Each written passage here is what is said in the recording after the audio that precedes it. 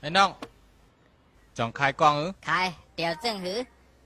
เอาซาหลีห้าจังยามเอาจ้าหลีมาเอากองปอดหากองยาวปอดก็ไรสังแกะหาสังลมสร้างลมเอาหมักเครือใส่เมียกเสริมเมียกลำเลิมห้าลำยุลำโยโย่ไปกำ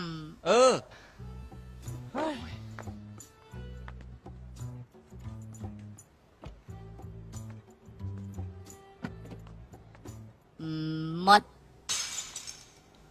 ก็จึงเหรอปะนั้นหมดกูมิวไอ้ปอกไอ้เมื่อเดี๋ยวถามยังไม่เตียนว่าในมันชุ่มข้าวยามันป่องเจ้ากูมีซอมือตรงแต่เอาหือเอามาเอาเป็นเล็กเดี๋ยวเป็นเรียกเป็นลากอย่างเมื่อมาแค่กันในก็ได้เลือกเอาห้องกล้วยก็รู้เอาน้ำกินมาปะเอาน้ำยังก็เลยผุยตู้เย็นเอาง่ายสองก็เอามาน้ำส้มน้ำบานเอามาสิเชง